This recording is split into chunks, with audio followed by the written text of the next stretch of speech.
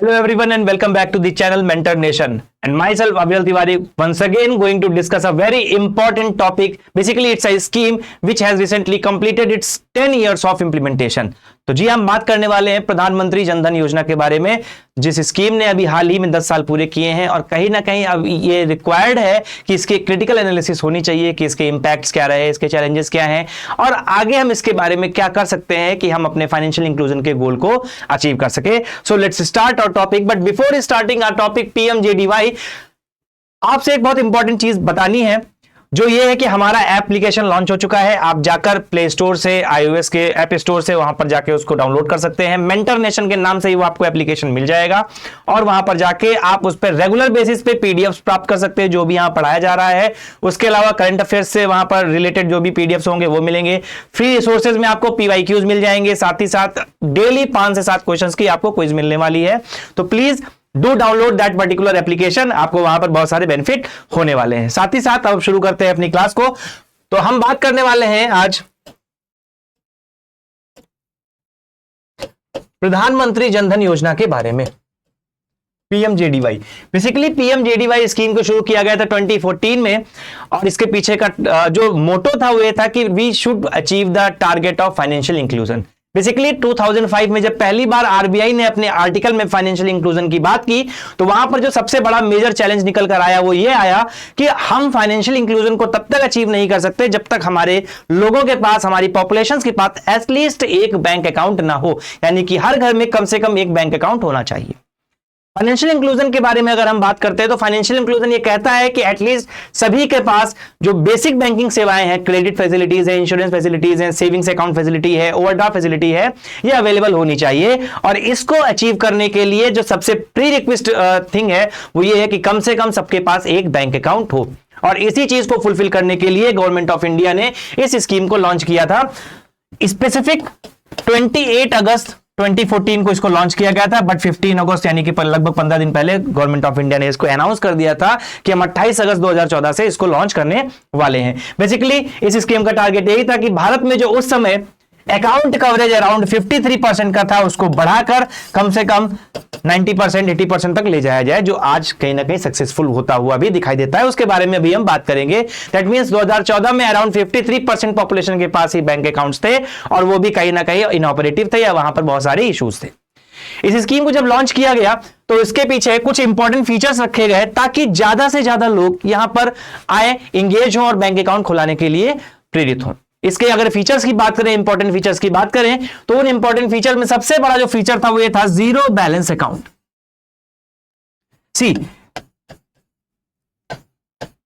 आपको पता होगा कि आप पहले अगर आज से 10 साल पहले जाते हो और कहते हैं कि मुझे एक बैंक अकाउंट खोलना है तो बैंक कंसीडर करता था कि एक मिनिमल अमाउंट हो आपके पास जिससे आप अपना बैंक अकाउंट खुलवा सको। दैट मींस अगर वो आपकी पब्लिक सेक्टर बैंक है तो वो भी आपका 500, 1000 रुपए एटलीस्ट रखती थी कि कम से कम इतने रुपए से आप अपना बैंक अकाउंट खुलाओ, ताकि हमें भी विश्वास रहे कि आप अपना बैंक अकाउंट खुलाने के बाद उसको ऑपरेटिव रखोगे, उसका काम करोगे। ठीक है, इसकी वजह से जो गरीब तबका था या जो पुअर पॉपुलेशन थी हमारे यहाँ, वो कहीं ना कहीं नहीं जाती थी अपने बैंक अकाउंट्स को खुलाने के लिए। और इसी चीज को दूर करने के लिए गवर्नमेंट ऑफ इंडिया ने सबसे पहला जो प्रोसेस किया वो ये किया कि we will open a zero bank balance account. That means कि आपको अकाउंट ओपन करने के लिए कोई भी रुपया नहीं लगेगा, कोई भी बैलेंस आपको नहीं देना पड़ेगा। तो ये सबसे इंपॉर्टेंट यहां पर की गई जीरो बैलेंस अकाउंट के साथ ही साथ इस zero balance account co operative रखा जाए, ज्यादा से ज्यादा लोग इसको यूज करते रहे, ये बहुत लंबे समय तक डोरमेंट ना हो जाए। इसके लिए ये भी कहा गया कि यहां पर हम ओवरड्राफ्ट फैसिलिटी का भी यूज करेंगे, लेकिन शर्त ये रहेगी कि कम से कम 6 महीने तक लगातार ये बैंक अकाउंट ऑपरेटिव रहता है। तो यानी कि 6 मंथ्स तक अगर आपका ये बैंक अकाउंट ऑपरेटिव रहता है तो हम क्या करेंगे, इसमें ओवरड्राफ्ट फैसिलिटी भी देंगे। बेसिकली ये ओवरड्राफ्ट फैसिलिटी लाने का मकसद ये था कि जो वुमेन्स हैं वहां तक जो क्रेडिट फैसिलिटी वो इजीली पहुंचाई जा सके। बेसिकली टारगेट किया गया था वुमेन्स को। इसके अलावा अगर हम बात करें तो यहां पर एक्सीडेंटल कवर भी दिया गया था अराउंड 1 लाख का। एक्सीडेंटल कवर भी दिया गया था अराउंड 1 लाख का। किस पर? रुपे डेबिट कार्ड पर। यानी कि इसके अंडर में क्या था, रुपे डेबिट कार्ड्स को भी इशू किया जाता और उन रुपे डेबिट कार्ड्स पर एक्सीडेंटल कवर दिया जाता अराउंड 1 लाख रुपीस का, यानी कि 1 लाख तक का एक्सीडेंटल कवर आपको वहां पर मिलने वाला था। तो बेसिकली इस तरह से क्या करना चाह रहे थे, ये प्रमोट करना चाह रहे थे कि ज्यादा से ज्यादा लोग यहां पर अकाउंट खुलवाएं और उस अकाउंट का यूज करें ताकि सरकार के पास डेटा भी रहे और उसके हिसाब से बाद में जो भी बेनिफिट्स पहुंचाने हैं उन बेनिफिट्स को लोगों तक पहुंचाया जा सके, बिन बेनिफिट्स को लोगों तक पहुंचाया जा सके, जैसे डायरेक्ट बेनिफिट ट्रांसफर्स हैं, सब्सिडीज हैं, ये सारी चीजें पहुंचाई जा सके। गवर्नमेंट का यही टारगेट था यहां पर करने का, एक्सीडेंटल कवर का। इसके अलावा बहुत सारे लोगों को एम्प्लॉयमेंट जनरेशन का भी यहां पर प्रॉफिट हुआ। सरकार ने यहां पर बैंक मित्र को एम्प्लॉय किया, जिनका काम बेसिकली ये था कि वो जगह जगह पर जाके, रूरल एरियाज में जाके, रिमोट एरियाज में जाकर वो क्या करने वाले थे, वो बेसिकली वहां पर अकाउंट खुलवाने वाले थे और लोगों की हेल्प करने वाले थे इन अकाउंट्स को ऑपरेटिव रखने में, इन अकाउंट्स को चलाने में, ताकि ज्यादा से ज्यादा लोग जो है बैंक अकाउंट्स खुलवा सके। साथ ही साथ इस स्कीम का टारगेट ये भी था कि फाइनेंशियल लिटरेसी प्रोग्राम्स को भी चलाया जाए और लोगों तक फाइनेंशियल लिटरेसी पहुंचाई जाए। किसी भी कंट्री में ग्रोथ के लिए यह जरूरी है कि वहां के लोग जो है फाइनेंशियली लिटरेट हो, उनको अपने फाइनेंसेस को यूज करना आता हो, वो अपने पास पड़े हुए पैसे को रैंडमली स्पेंड ना कर रहे हो, वहां पर जो भी एक्सपेंडिचर हो रहा है वो एक प्रॉपर मैकेनिज्म के थ्रू हो रहा हो, प्रॉपर वे के थ्रू हो रहा हो, या फिर एक इन्फॉर्म्ड डिसीजन ले रहे हो। इन्फॉर्म्ड डिसीजन में फायदा यह रहता है कि कम से कम जो भी फाइनेंसेस आप यूज करोगे, आप बाद में किसी ट्रैप में नहीं फंसोगे, किसी विशेष साइकिल में नहीं फंसोगे। अल्टीमेटली कहने का मतलब सिर्फ ये था। उसके अलावा अगर हम यहां पर बात करें तो डायरेक्ट बेनिफिट ट्रांसफर्स को भी अप्लाई करने के लिए जरूरी था कि लोगों के पास अपने खुद के अकाउंट्स होने चाहिए।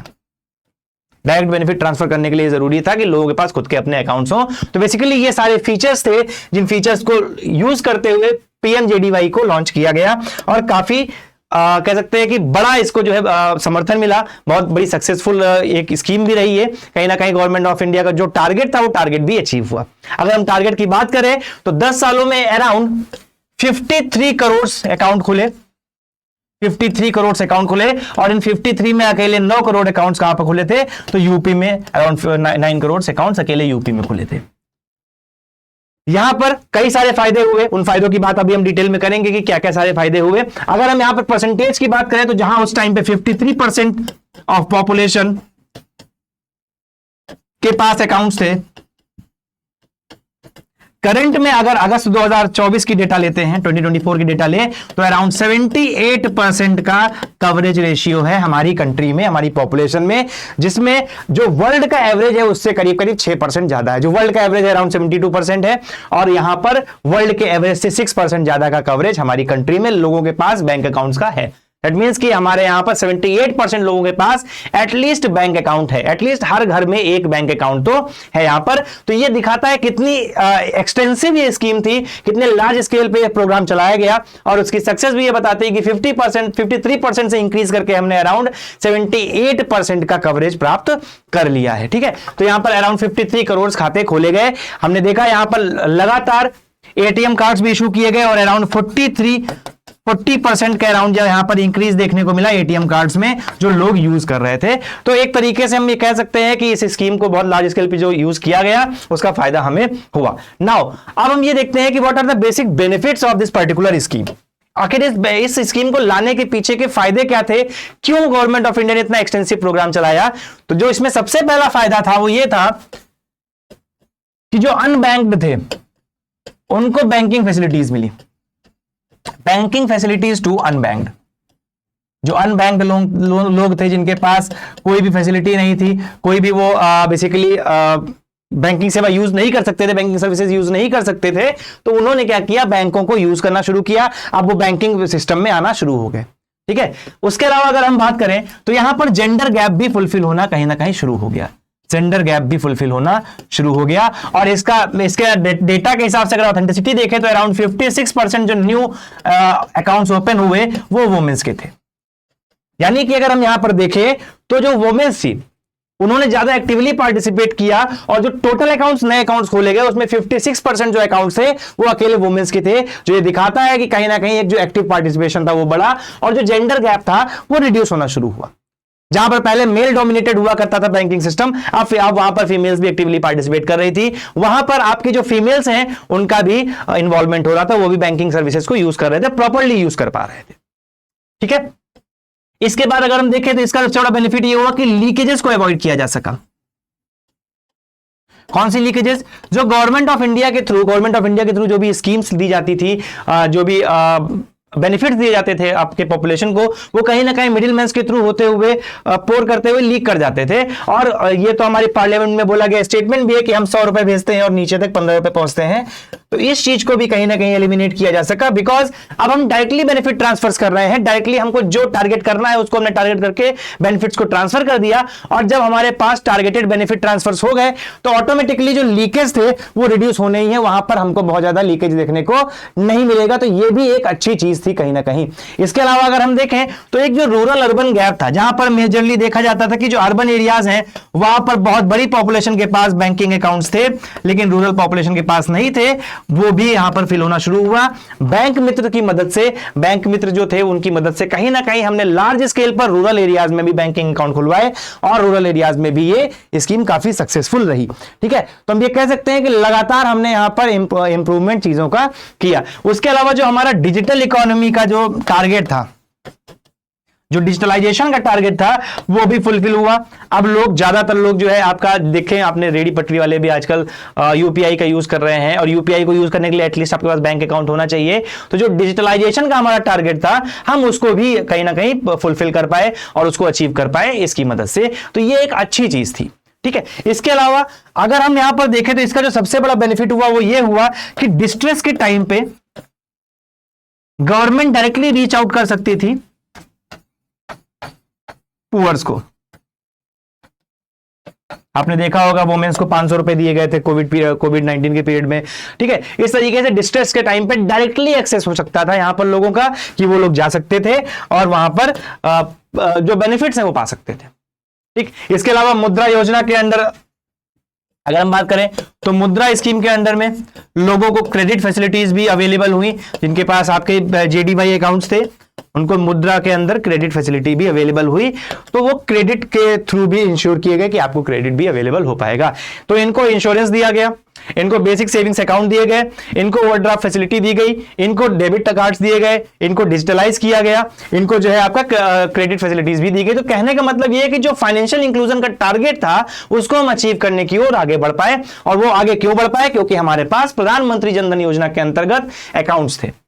अब जब लोगों के पास अकाउंट्स ही नहीं रहेंगे तो हम कहां से कर पाएंगे? इसीलिए सबसे पहला जो टारगेट था वो यहां पर किया गया। तो ये सारे के सारे बेनिफिट्स थे, बट इतनी एक्सटेंसिव स्कीम थी, इतने सारे बेनिफिट्स थे, बट जब बेनिफिट्स आते हैं तो उसके साथ चैलेंजेस एसोसिएट होकर ऑटोमेटिक चले आते हैं। वो कहते हैं ना कि आप नया टेक्नोलॉजी ढूंढ के लाइए, हैकर से एक और तरीका ढूंढ लाएंगे उसको हैक करने का। तो सेम यहां पर भी क्या हुआ, इसके साथ कुछ एसोसिएटेड चैलेंजेस भी अपने आप आने लग गए। कौन कौन से वो चैलेंजेस थे? So let's see what are the basic challenges associated to PMJDY. अगर हम चैलेंजेस की बात करते हैं तो सबसे बड़ा जो चैलेंज यहां पर आता है वो आता है डॉर्मेंट अकाउंट्स का। डॉर्मेंट अकाउंट्स का बैंकिंग सिस्टम के लिए सबसे बड़ा सरदर्द यही था।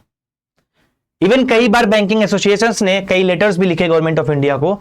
ये डॉर्मेंट अकाउंट्स क्यों हो रहे थे? बेसिकली होता क्या था कि जो लोग बहुत ज्यादा एक्टिव नहीं थे बैंकिंग सिस्टम में, उनको डायरेक्ट बेनिफिट का लालच दिखाते हुए अलग अलग तरीकों से कहीं ना कहीं बैंकिंग सिस्टम तक लाया गया।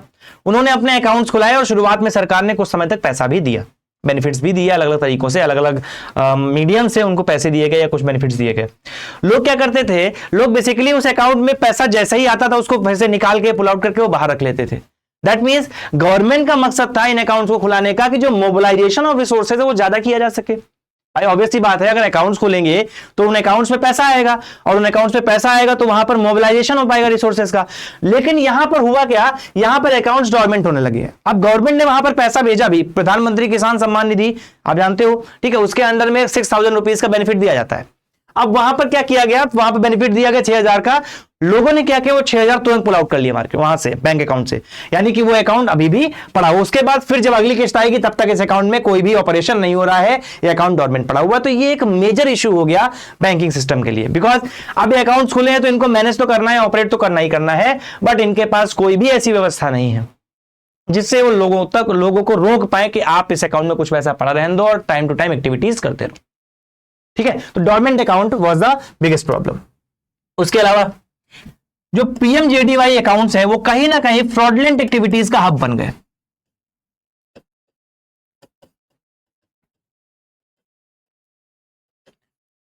फ्रॉडलेंट एक्टिविटीज का हब बन गए। फ्रॉडलेंट एक्टिविटीज मतलब मनी लॉन्ड्रिंग का, ठीक है, आपको याद होगा जब आपका 2016 में डिमोनेटाइजेशन हुआ, उस टाइम पे पीएमजेडीवाई अकाउंट्स को खूब लार्ज स्केल पे यूज किया गया। जो आपके जिन लोगों के पास पैसा जमा था उन्होंने पैसा उसमें डाला और बाद में उसको निकाल लिया, तो बहुत लार्ज स्केल पे फ्रॉडलेंट एक्टिविटीज भी यहां पर यूज की गई।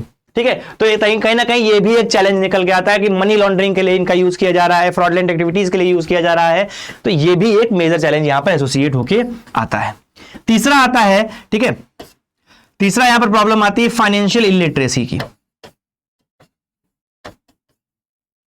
Financial illiteracy. चौथा प्रॉब्लम यहां पर आता है इंफ्रास्ट्रक्चरल प्रॉब्लम।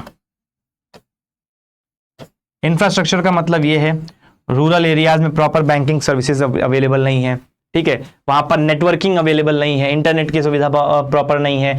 इवन अगर वहां पर मोबाइल्स हैं भी तो वहां पर नेटवर्क्स नहीं है, प्रॉपर नेटवर्क नहीं आते। अगर नेटवर्क आते हैं तो आपके जो डेटा पैक्स हैं बहुत महंगे हैं। तो इस वजह से कहीं ना कहीं वो जो डिजिटलाइजेशन का जो कॉन्सेप्ट था वो रूरल एरियाज में फुलफिल नहीं हो पाया। तो एक इंफ्रास्ट्रक्चरल चैलेंज भी यहां पर आता है कि अगर हम चाहते हैं कि हम इस स्कीम को और ज्यादा आगे बढ़ाएं और जो अभी 78% का कवरेज है उस 78% के कवरेज को आगे बढ़ाकर हम 90% 100% कर पाए, तो उसके लिए सबसे बड़ा हमारे पास जो चैलेंज है वो है इंफ्रास्ट्रक्चर का, कि एटलीस्ट हम इंफ्रास्ट्रक्चर को मेंटेन कर पाए, तब हम जो है आपका ये टारगेट फुलफिल कर पाएंगे। उसके अलावा अगर हम देखें तो यहां पर डुप्लीकेशन ऑफ अकाउंट भी एक बड़ी प्रॉब्लम थी। एक ही आदमी ने 3-3 जगह अकाउंट खुला लिया। Duplication of accounts, duplication of accounts की वजह से क्या होता था कि मैनेज करना प्रॉपरली थोड़ा सा प्रॉब्लम करता था। ठीक है, हम प्रॉब्लम मैनेज नहीं कर पा रहे थे प्रॉपरली, और अकाउंट्स को संभालने में जो है बैंकिंग सिस्टम का काफी एक्सपेंस होता था, बट उस हिसाब से जो रिसोर्स मोबिलाइजेशन है वो नहीं हो पा रहा था। इसके अलावा एक स्पेसिफिक सेगमेंट जो सोसाइटी के थे वो एक्सक्लूड हो गए थे। जैसे ट्राइबल पॉपुलेशन है तो ट्राइबल पॉपुलेशन के पास ये सुविधाएं नहीं है, तो ट्राइबल पॉपुलेशन कहीं ना कहीं एक्सक्लूड हो गई। तो स्पेसिफिक जो आपके सोसाइटी मेंबर्स थे वो कहीं ना कहीं यहां से एक्सक्लूड हो गए, जो कि एक मेजर चैलेंज आता है। एक्सक्लूड हो गए जो कि एक मेजर चैलेंज आता है जब हम बात करते हैं पीएमजेडीवाई की। तो ये कुछ मेजर चैलेंजेस थे जो कहीं ना कहीं आपके इस स्कीम के इंप्लीमेंटेशन में आते थे। अब इसके लिए हम कर क्या सकते हैं, तो हमारे पास बहुत सारे सॉल्यूशंस हैं जो हम जिनको इंप्लीमेंट करके हम इस स्कीम को सक्सेसफुल बना सकते हैं। जैसे कि सबसे पहला जो यहां पर सॉल्यूशन है हमारे पास वो ये है कि हम लोगों को इनकरेज करें कि वो एक्टिवली पार्टिसिपेट करें, एक्टिवली पार्टिसिपेट इन सिस्टम। मतलब बैंक अकाउंट्स को सिर्फ गवर्नमेंट के बेनिफिट ट्रांसफर्स के लिए ना यूज करके उसको एक्टिवली यूज करें, कि जो उनके पास घर में पैसा रखा हुआ उस पैसे को मोबिलाइज करें, उसको सिस्टम में लेके आए ताकि उस सिस्टम का उस पैसे का यूज किया जा सके। ठीक है, उसके अलावा जो सबसे बड़ा काम हम कर सकते हैं वहां पर ये कर सकते हैं कि इंफ्रास्ट्रक्चर को मजबूत कर सकते हैं, कनेक्टिविटी को बढ़ा सकते हैं। कनेक्टिविटी के लिए मतलब इंटरनेट कनेक्टिविटी को ज्यादा से ज्यादा पहुंचा सकते हैं लोगों तक, दूर दराज के इलाकों तक। कम से कम हमारे पास बेसिक बैंकिंग सेवाएं हों, वहां पर मोबाइल बैंकिंग सर्विसेज को प्रोवाइड करा सकते हैं। हमारे पास सॉल्यूशंस में मोबाइल बैंकिंग सर्विसेज भी हो सकता है, ताकि लोगों को बैंक नहीं आना मत आओ, बैंक आप तक आएगी। ठीक है, तो मोबाइल बैंकिंग सर्विसेज का भी यहां पर इनिशिएशन कर सकते हैं।